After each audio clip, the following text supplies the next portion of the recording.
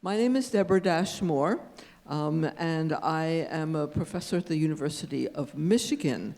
We have a great panel here, and you can find their bios in this booklet. If you go to page 6 and 7, you find the two eminent professors to my immediate left, Elisheva Karlbach and Lila Corwin-Berman. And then if you go to page 13, I believe, you find, right, Professor Ronnie Perilous. Okay, so look them up. And I will remind you at the end, they have books here that you can pursue more of their scholarship. But we're going to be focusing on scholarly kinds of questions that also relate to larger personal issues. And on those grounds, I want to actually begin, since Jeff Weidlinger mentioned he had been associated with the Center for Jewish History for a long time. This is a case of one-upmanship because I've been associated with the Center for Jewish History before it was a Center for Jewish History, when it was just an idea. All right. Okay, so our panel is called Who Counts in Jewish History? And this is a tough question. It was hinted at a little bit at the first two panels, but didn't really get into it. So I'm going to ask each of our panelists how they understand the question and how, looking back into the past, especially in terms of their own experience as Jewish historians, how was that question answered? Elisheva, would you start? So I would start, and I just want to say something. Looking out at this audience, all of you count in Jewish history. Everybody who bought a ticket today is making Jewish history. But to get to a more formal and serious discussion, we're talking here about who we were taught counts in Jewish history as we were being trained to be Jewish historians, or at least that's how I'm interpreting the question. And I have to say, so much has changed over the course of my career. When I began as a scholar, for the most part, the subjects that were important to be studied were people who were, you might say, the elites, the intellectual elites, so philosophers, great rabbis, people who contributed to, in some way, the intellectual history of Judaism were of foremost importance in the study of Jewish history. So that's one type of answer.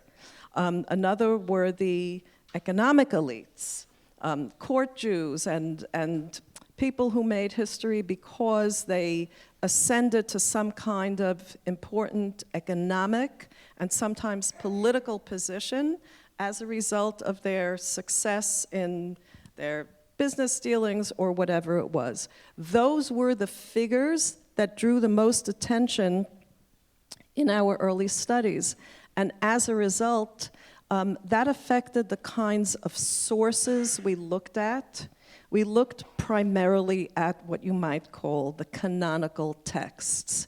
In fact, if you didn't master the canonical texts, there wasn't a chance that you would get in to study to become a professional Jewish historian. A lot of that has changed. And as you heard earlier during the panel on anti-Semitism, there was a lot of emphasis on studying what I would call episodic episodes in Jewish history, very often the bad ones.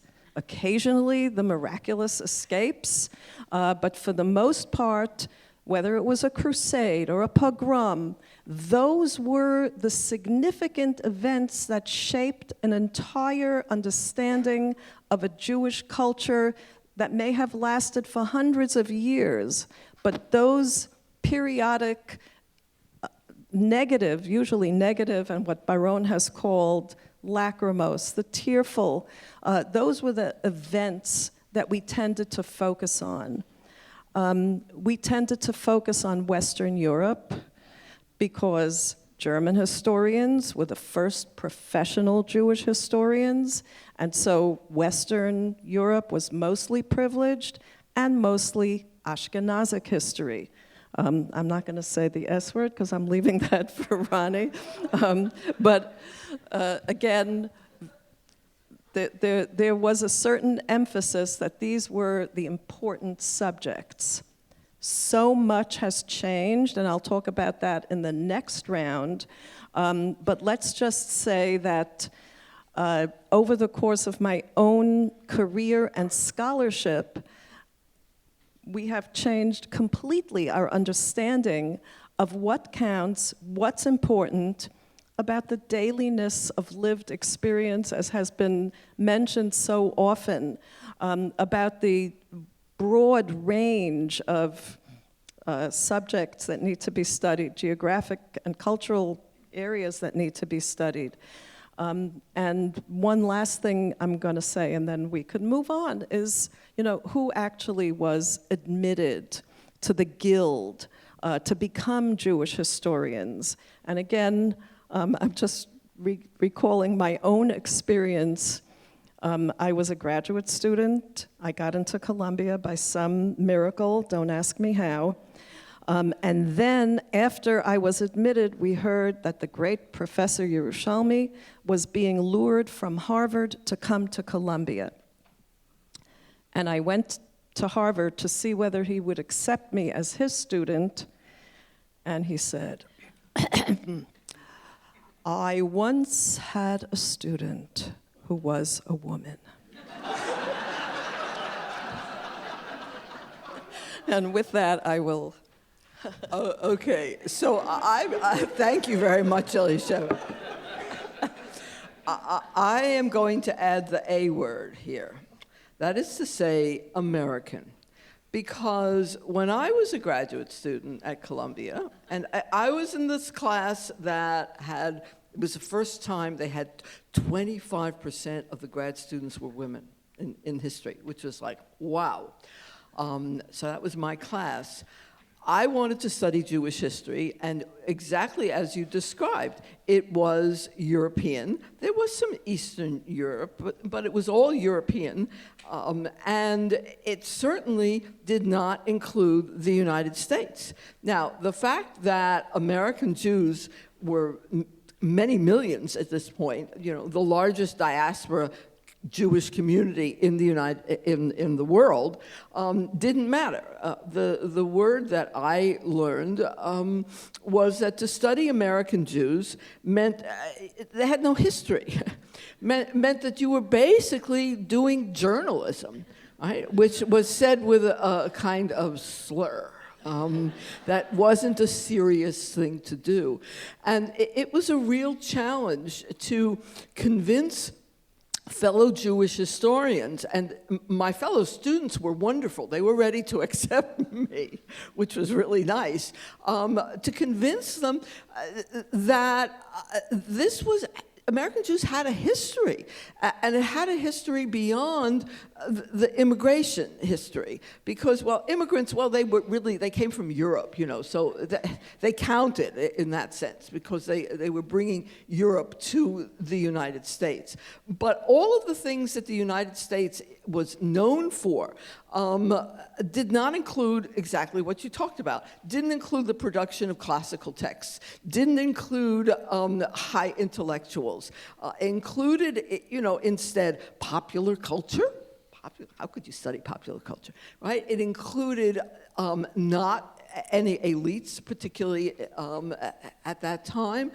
So you would be studying working class people, middle class people,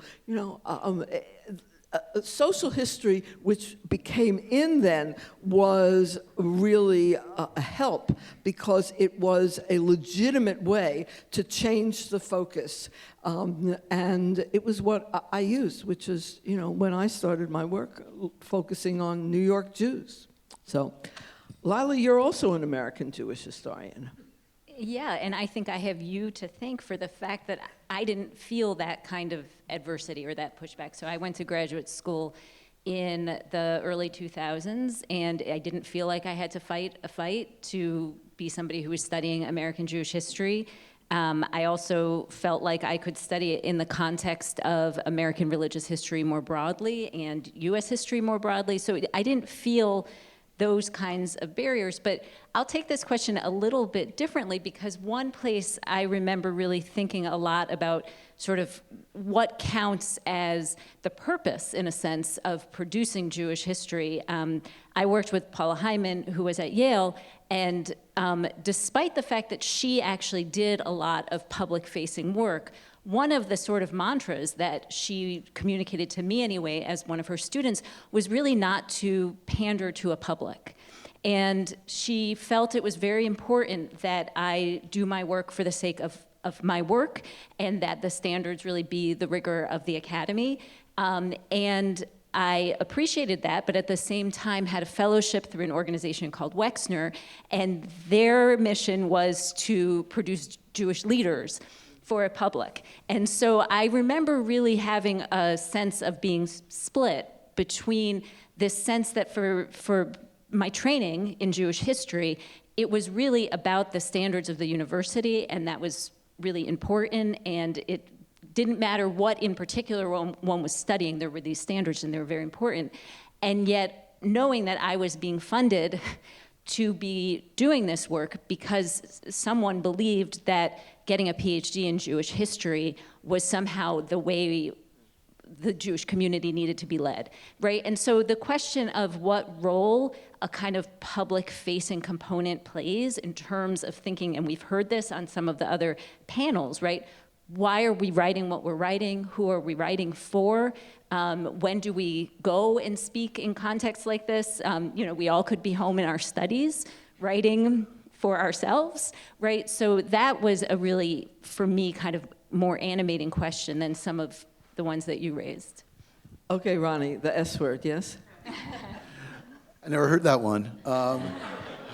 It's great to be here. Thank you. And I want to echo Elisheva. It's really heartening.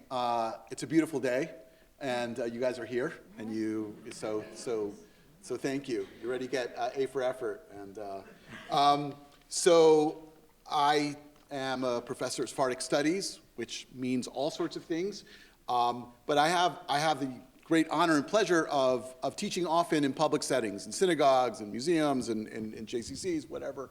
And I so often, most of the audiences are of Ashkenazi background, because that's the numbers game, right? And so often I'll have people, even people who went to day school, even people who are well educated, they'll come and say, I never knew this. Why didn't they teach this to me? Why didn't I know about this? And so this is a very common refrain I hear from people of many different ages. And so first of all, something that I think was echoed before, part of it is that we just don't know a lot of history. And certainly for the current generation, and we need a lot of work. We need a lot of work on that. But it's a little weird, because there is a trope within the world of Sephardic studies, and I'm using that in the most wide range. Sephardic Mizrahi, it's not a history class, so I'm not going to get into all the definitions, but there is a strain that often talks about, oh, we're marginalized, no one talks about us, we don't have a history, no one ever respects. And I find that very strange, because if you go to the foundations of the academic study of Jewish history, you find that actually there's a privileging of the Sephardim. There's a privileging, there's a sense that they got something amazingly right. Oh my God, look at what they did in Spain. Look at Shmuel Nagid, right? Look at this guy, he was a political leader, he was a general, he was the greatest poet of the Hebrew language, according to Nachman Bialik, okay? Not a small one. And look how amazing these people were. Or the other people I study, the Jews of Amsterdam, Sephardic Jews of Amsterdam. Look how cultured they were. Look how integrated they were. And yet, look at their Jewish life. Look at their beautiful synagogue and the books that they wrote in several languages. So there's a privileging on some level, right? As Marshorish's famous phrase, right? The myth of Sephardic supremacy. It's very alluring, right? And it's very powerful, and it has an important space. And yet, there is this absence. Part of that absence is about even those classic idealized Sephardim. A lot of people just don't know about them, don't think about them when they're doing their teaching, when they're doing their syllabus, when you're constructing a list for the comprehensive exams for someone's doctoral dissertation. They'll just be left off because why not? But more importantly, and this is where really you feel the lack, is in everyone else. And certainly as you get closer to the modern period. What do I mean? The wider Jews of the wider Islamic world, from North Africa, from Morocco, all the way to Mashhad, all the way to India, to Yemen, those people, and again, especially as you get closer and closer to the modern age, or to our present time, get less and less attention. And certainly in the past, got very little attention. And when they did, it was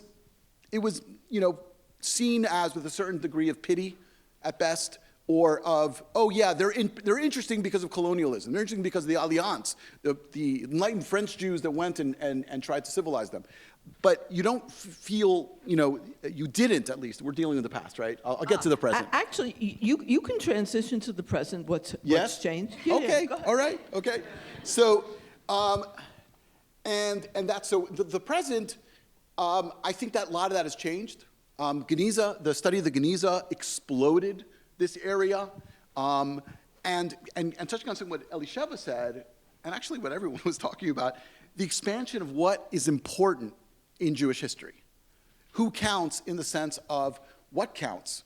It's not only the letters of the Rambam, right, which are so amazing to find in the Geniza, or manuscripts of philosophy and science and rabbinics, but it's what Esti Goitein was able to expose and teach his students to look for, those everyday lives, the recipes, the laundry lists, whatever it is, those small quotidian aspects of the past that you can find in the Geniza opens up. And so we start to think about the lives of all sorts of people we don't think about. The lives of women, the lives of poor people, the lives of children. And it opens up so many wonderful areas to think about. An area that I work in, Inquisition studies, you can say, what does that have to do with Judaism? For some people, it's the only thing that matters in Spanish Judaism is the Inquisition, right? And persecution and expulsions and everything. But the Inquisition offers up, because Inquisition arrested and interrogated all sorts of weirdos, all sorts of people that we don't, when I mean by weirdo is someone who you wouldn't think, not the non-elites. You get access to all sorts of people. In my Inquisition class that I teach at Stern College and at Yeshiva College, we don't only read about fascinating Jewish religious thinkers that get caught up by the Inquisition, but we read about a transsexual woman who started her life as a slave, who transitioned into being a soldier, and then ended up marrying a very respectable lady until she was caught, and then she had some troubles. So here we have, with Inquisition filed also, this was like, in other words, it used to be about religion and heresy, and then we can open it up and we find out all these other pieces, and just the last piece is the geographic zone. And this gets into the Americas as well. Europe, how can you understand Europe if you don't understand everything else? And so understanding Spain and Italy and what's going on in the Mediterranean, and then we can go flow out all the way eastward to India. And then once 1492 hits, we have the Americas, and the Americas writ large. Not just the United States of America, which I'm a proud citizen, but the Americas, right? And going from Canada all the way to Tierra del Fuego, to the Caribbean, to Mexico, and realizing all these things are interacted. And I just want to give one more praise for this center, which one of the pillars is the American Jewish Historical Society. And again, those historians did not only think of America, the early ones at least, did not only think of America as the United States of America. They understood that there's a prehistory to Jewish life in this new world. And that's why they were some of the early scholars to go to the archives in Mexico and in Lima and dig up these amazing files and tell these cool stories of pirates and cowboys and dissidents, right? So that's, yeah. Okay. Lila, you want to add what's changed from your point of view? Yeah. Well, so I would really echo a lot of what Ronnie's saying in terms of, I think that there's so much richness now in the varieties of ways that historians think about studying what they think of it as, even what a Jew might be or where Jewishness happens.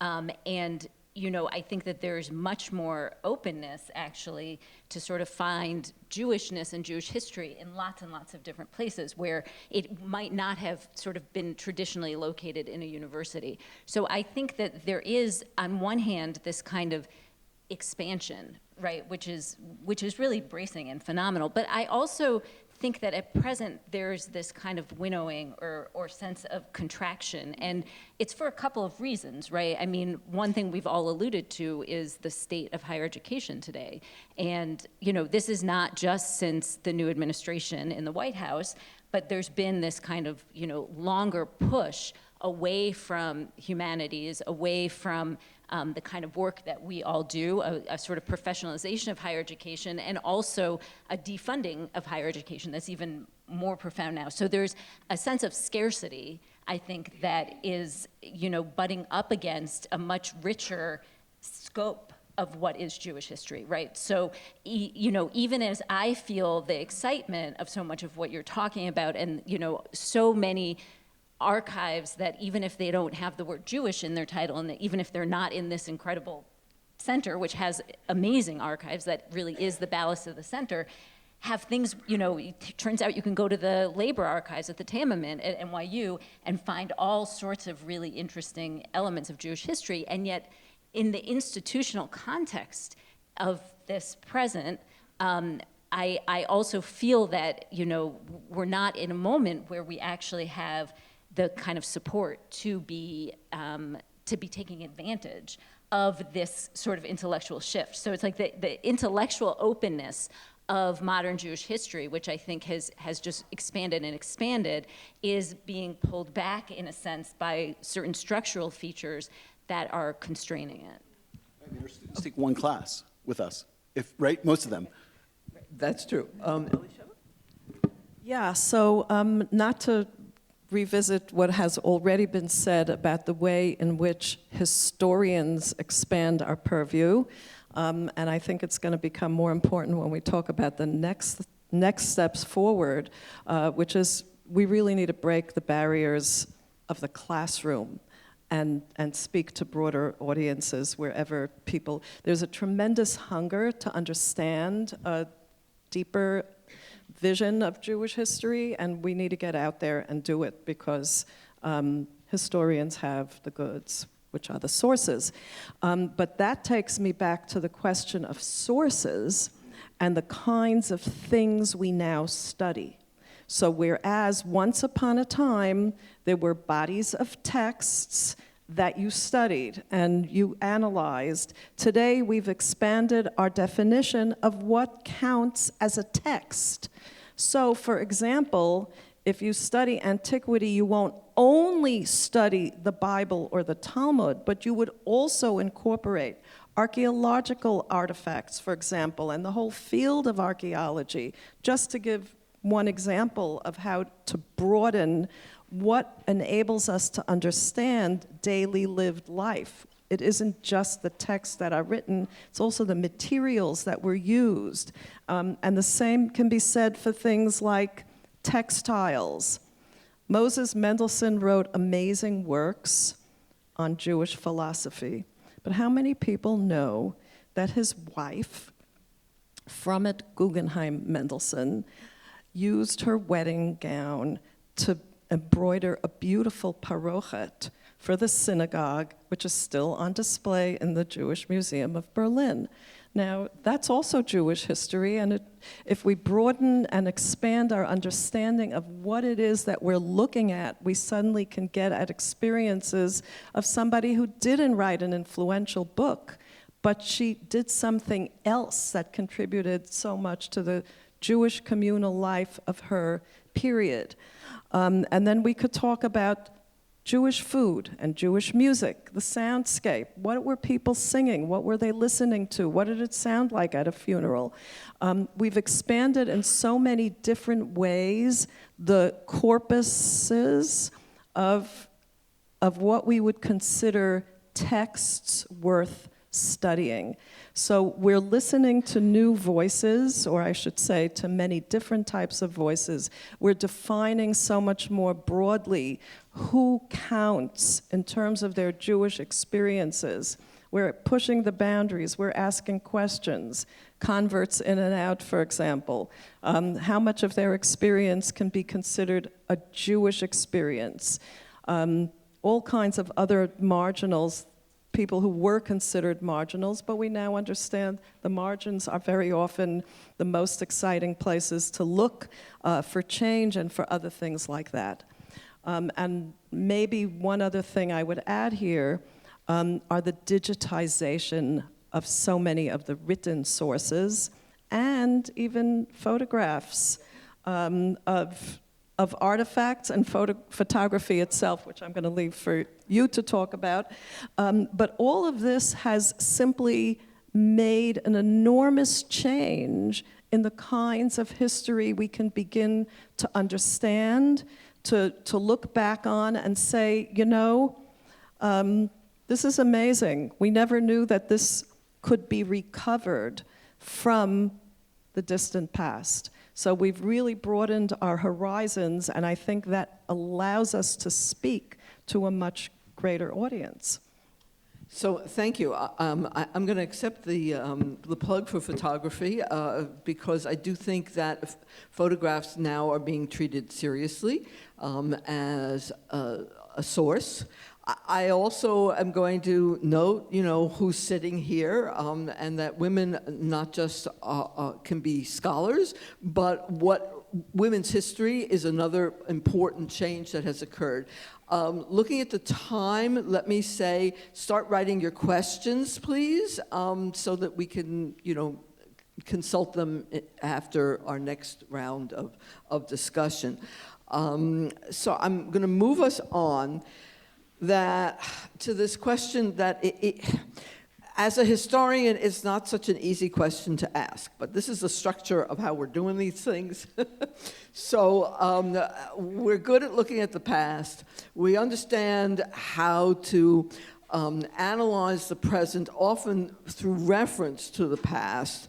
But since we're sitting here at this particular moment, as the previous panel said, recognizing increased anti-Semitism, recognizing the attack by the current administration in Washington on universities, right? Recognizing the larger problems about the humanities, which is where history usually sits, although at Michigan it's actually also in the social sciences, but usually it's in the humanities, that attack, and recognizing that Jews themselves, American Jews especially, since we're here among American Jews, are really divided over a lot of different issues.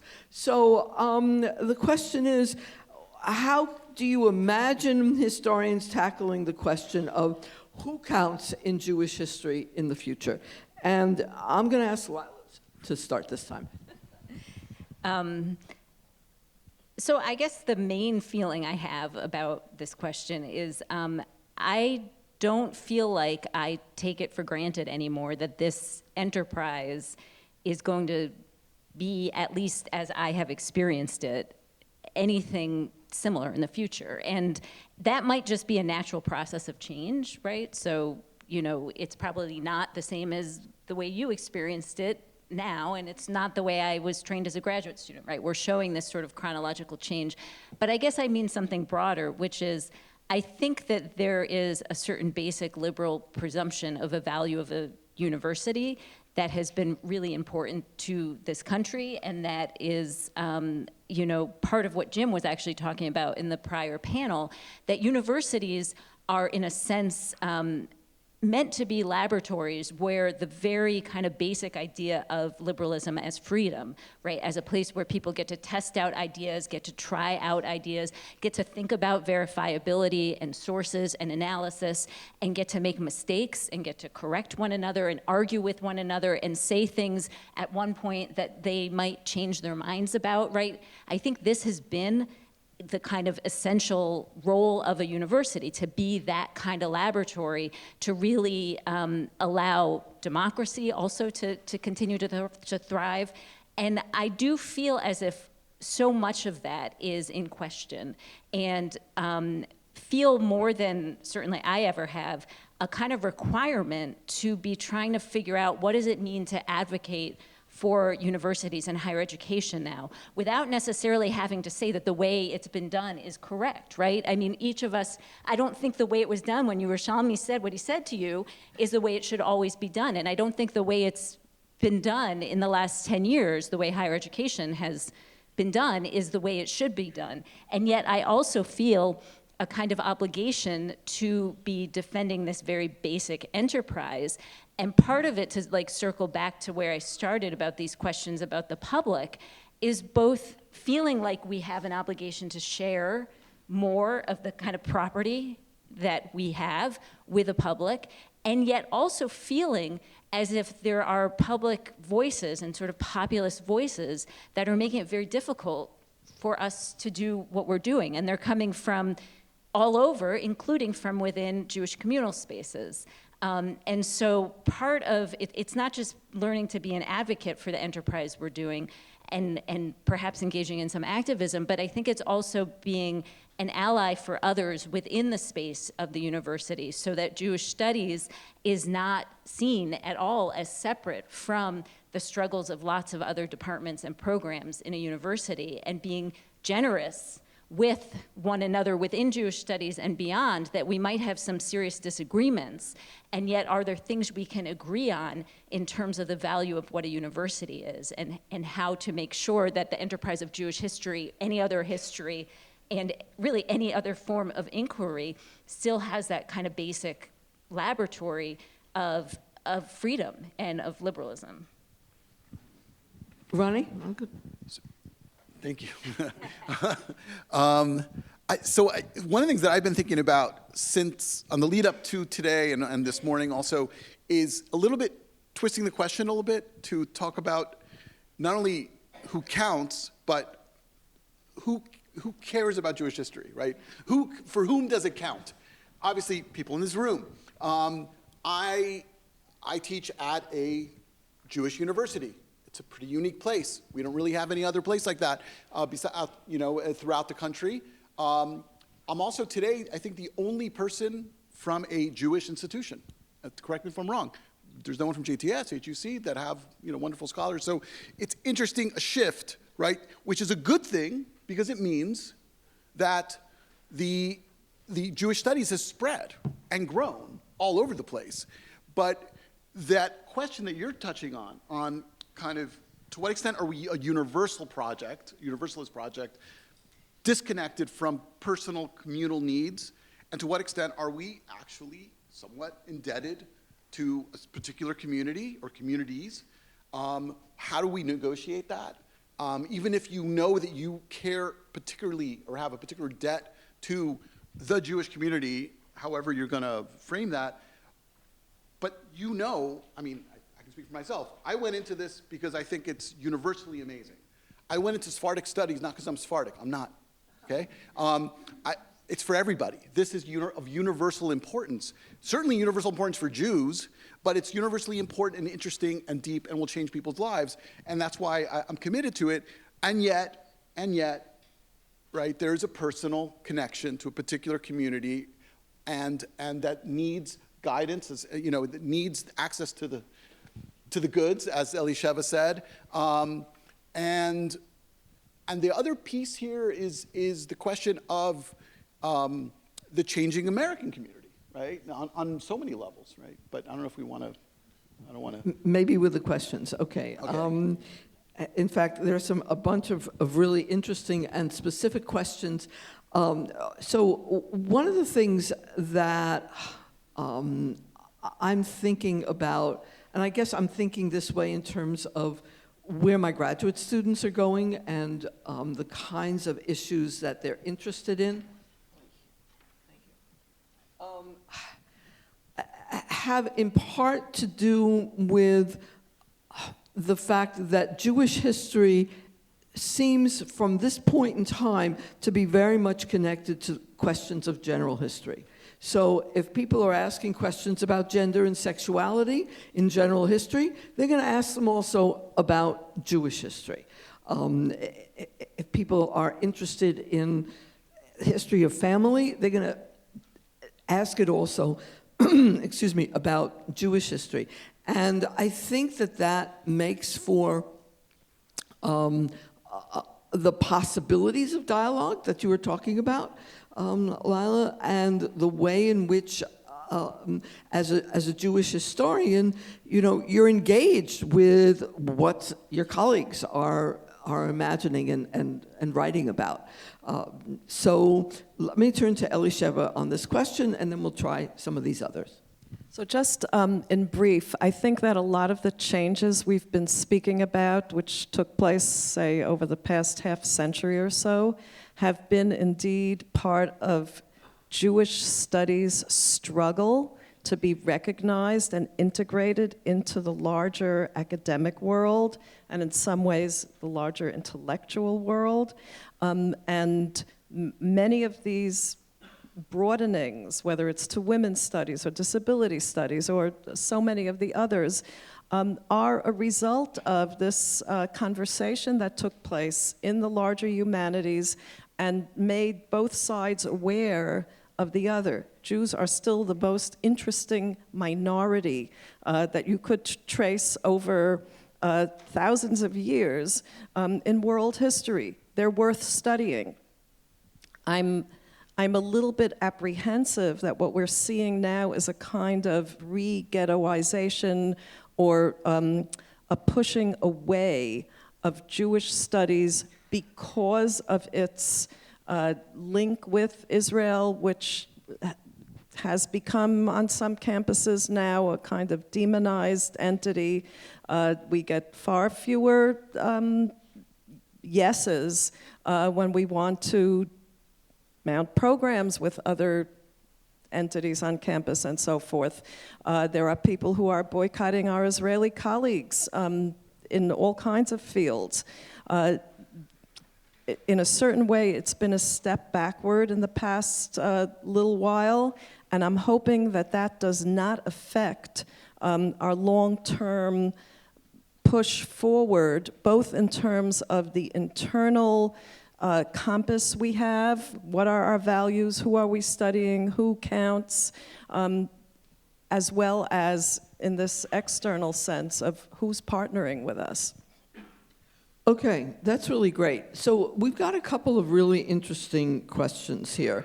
I'm going to try this one because it's very ambitious. The broadening of subjects and sources of Jewish history has also challenged the narrative neatness of Jewish history, right? An important ingredient in communicating to publics. In what ways have your narratives shifted, and how can they retain coherence and meaning? That's a real big one, isn't it? Okay. Who wants to go for that? You want me to? Is more about when we're public facing, or within the class. It says in what ways have your narratives shifted, and how can they retain coherence and meaning? So we heard some other kinds of narrative possibilities in the earlier sections about anti-Semitism and whatnot. But yeah, so I don't know. You want to go for it, Ronnie? Go for it. I'll take a stab. I don't know. So I in my classroom teaching, I think one of the goals I have, which is part of teaching humanities, is to expose students to the realities, and to do that best by primary sources, by looking at realia from the time, having them interact with it directly, teaching them how to read carefully, which is so important today. As someone mentioned, we know that students have trouble reading an entire novel, entire full-length book, and to at least get them to micro-read is such a blessing and such a challenge. And that breaks the easy narratives, because you may be able to, in your lecture, give it an example of how you got from A to B to C, but then you read a letter that really challenges that. You know, it's a personal letter from between two people, and then that challenges it and allows the students to see that this thing we call the past is complex, is rich, it's worth thinking about, and yet you need to somehow tie it up with a bow also, because or else then it's not coherent, and as much as postmodernism could be useful in very tactical ways, it's not a worldview, and it leaves you pretty empty. And so yeah, I think that's true also with public-facing things, where it's busy lay people, they dedicate a night to learn something. You can't just do minutia, but if you can do minutia that explodes an entire world, then you're in good shape. You've got an explosive narrative. Explosive narrative, yeah. I think one thing I have changed a little bit is feeling as if I should be more transparent with the sort of methods that guide the interpretations I offer of the past. And part of that, I think, is living in this moment when there's such a sort of competition over how to tell stories about the past, right? Is it 1619 or is it 1776 or whatever it might be? And feeling as if I want the students that I speak to or the public that I write to or speak to just be aware that I should be candid about, here are the sources I'm using, but I'm saying particular things about them because I have been, reading these kinds of theories. I'm now much more influenced by certain kinds of legal theory or by certain theories about political economy or whatever it might be. And you might very well have different kinds of theories or presumptions or ways of interpreting that you bring to the same sources, and that's okay, that's the business we're in. But to be a little bit more straightforward with those methods, and hoping in a sense that models a generosity, that here's how I'm thinking about things and here's why. And if you're thinking about things differently and you tell me why, then we can talk, right? And that's something I think that has changed in terms of how I think about what I do. Elisheva, you want to add? Just very briefly, to say that there's never been a neat narrative, except maybe for children's stories. But everything depends on I would say framing, maybe. Think about this. Do you start your history of Israel in 1948 or in 1948 BCE? Do you take the long view? How long is it? What does that difference in terms of the framing actually mean in terms of the story we're going to hear and we're going to tell? So we've become much more astute, maybe, in criticizing our sources and understanding our framing, or at least we need to. Whenever you read something or look at any kind of information conveyance, especially now with the new dangers of AI, you need to step back and say, who's promoting this? What is the story they're trying to tell? How reliable are these sources? What are the different interpretations you can give them? Neatness is not going to be necessarily a good thing. Okay, I think, these are wonderful answers, and your comment about where you start the history is something that I also introduce with my students. It was mentioned before that 1654 is often thought of as the beginning of American Jewish history. I introduce 1492 as another beginning of American Jewish history, and ask, how does where you begin change the particular story that you're going to tell? So the narrative does change. The old narrative was one for American Jewish history of, immigrants came, they worked hard, they assimilated and did better, and now that's it. They're Americans. It doesn't explain why we're here in 2025 at the Center for Jewish History, for sure. So one does need to constantly rewrite the narrative piece of it. I've got a very different kind of question, but it's related sort of to at least some of us. The question is the study of Hollywood or Jewish comedians worthy of study? Right? Okay. And what about Jewish criminals? Okay. And Gretz was a bestseller. Today's Jewish historians write for other scholars and not the masses, or do they write also for the masses? So there are a whole bunch of questions there. I don't know if anybody wants to go into answering one piece of them or not. Yes. Yes. Yeah, it's all how you do it, right? I mean, all of these, I actually think that there's so many different ways we could think about studying Jewishness in the United States without even necessarily having, something that's verifiably a character, a person, a place, a thing that is necessarily even verifiably Jewish, right? I think there's so many ways that in this country, sort of the analytic of Jewishness, ideas about Jewishness, ideas about, whether it's legal things, economic things, cultural things, are inflected by the ways that Jews have, been part of this country. And so there's all sorts of, there's all sorts of questions you can ask about things like Hollywood. But the bigger question I see in this about, sort of what is seen as serious scholarship, right? I think that sometimes is a question. And is there, like I have in the back of my mind, again, what Paula Hyman said about sort of not pandering, right? So is there a kind of scholarship that would be too much of a pandering?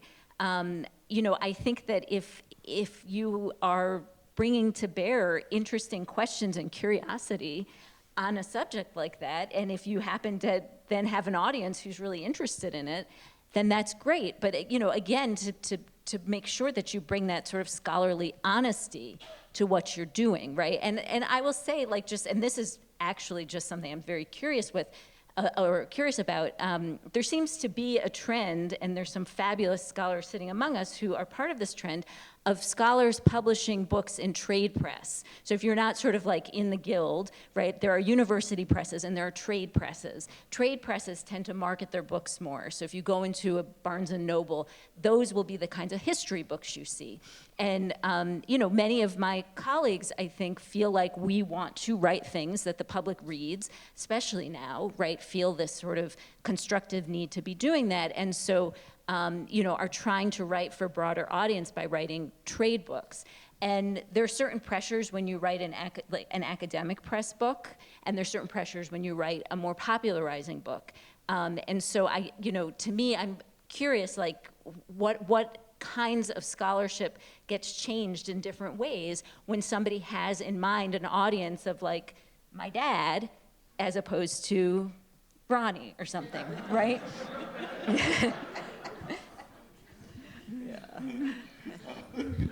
I guess, okay, so I'll say, I think there's, I've two ideas here, but one is, I think there's two channels. You can have three channels maybe, right? Where you're writing, the work has to be rigorous. It has to be deeply rooted. I personally feel you have to has to be also connected to those canonical Jewish sources as well. I think that, and I think of something that I learned from my colleague Laura Liebman that was here earlier, when she, in one of her books, talks about the mikvaot, the ritual baths that she analyzes in the Caribbean, right? These are small communities, not a lot of people. They put a lot of time and energy and money into these beautiful ritual baths. And that is an aspect of material culture, right? She analyzes the tiles and all this stuff. But if you understand the deep textual tradition behind the laws and the ideas behind what does it mean to keep Taharat Mishpacha, then that beautiful spa-like bath in Curacao or Barbados is actually a sign of deep devotion of a community. And a community that most times people think of as just a bunch of businessmen and their wives, right? So it changes it. Also, it talks about women's roles. So there's a way that you can do these popular things or things that you seemingly have access. I mean, I used the mikvah, but it could be Hollywood also. Or we can go transnational. Let's get us out of America a little bit. How about the fact that the Arab film industry in Baghdad was heavily Jewish, right? How many people ever knew that? People knew that there was an Arab film industry, but it was a heavily Jewish industry, as was music. And what does that mean about the history of Jews in that region? What does that mean about transnational Jewish life? Were they connected? So there's a lot of ways to do this, and you can do it with tremendous depth. But I think that when you present it, you could maybe do it in a trade book, you could do it in a lecture, you can do it in a documentary, or even a feature film, one day produced in Baghdad again, who knows? So speaking of doing it in a documentary, I mean, there was one book that I wrote very specifically for your and my father and a whole bunch of other fathers, and that was G.I. Jews, How World War II Changed a Generation. I really wanted that to be readable by the men who served. And of course, that meant also potentially by their children. And it was made into a documentary, but it was not written for a trade press. I'm going to let Elisheva have the last word, but before I do that, there's one more question here that I think I want to answer, because it was very specifically at me. I mean, it was directed to what I work on. And it's what My Lai picture, right? The picture, you know, remember of the Vietnamese girl with her hands up, okay, naked from the napalm? Can you recommend a Jewish history that changes how the world viewed the Jewish experience? Well, I don't know about changing how the world views the Jewish experience, but the question is about an icon, a photographic icon in Jewish history. And there is one, and it was done by Alfred Stieglitz, and it's called the steerage. And it has acquired iconic status as exemplary of the immigrant experience in the holds of the ships, right? The cheap areas of the ship itself. The steerage, however, and it's a fascinating story, while Stieglitz, who's a Jewish-American photographer, takes a photograph in 1908, but doesn't publish it until 1911. But he takes the photograph. He's actually on a ship going back to Europe, rather than on a ship coming to the United States. But that piece of knowledge, historical knowledge about where he was on the ship, etc., has largely gotten lost. If you go to the museum, or at least it used to be, the one down in Philadelphia, you'll find the picture reproduced at the beginning of the immigration section, because, you know, it makes more sense that they're coming, right? We all know Jews came. And not very many of them left. So it's an iconic image, and it's an image that is misread in certain ways, but that's what happens with iconic images. I could offer another one, but I will pause and let Elisheva go. So what I've been hearing, and I think a nice way to sum up a lot of what we've just said, is we're at an inflection point in a certain way in history, but we always have to bear in mind the balancing act between the long view. We've been through so much. We've seen this film before, and the granular detail of this moment and these people and these sources and these words. And that's what we all try to do, both as, I think, professional historians, as educators, as people who want to reach out to a public. We want to take the long view that being historians of the Jews has allowed us to take. It gives us a tremendous amount of perspective, a sense of certain values that are enduring, while at the same time incorporating and being sensitive to the granular details, the individual people, the stories that are just infinite and so rich and so moving and so beautiful. This is what we come here to do, and this is what the Center for Jewish History really stands for. And I'm just full of gratitude that so many people came to hear this today. It's wonderful. Thank you.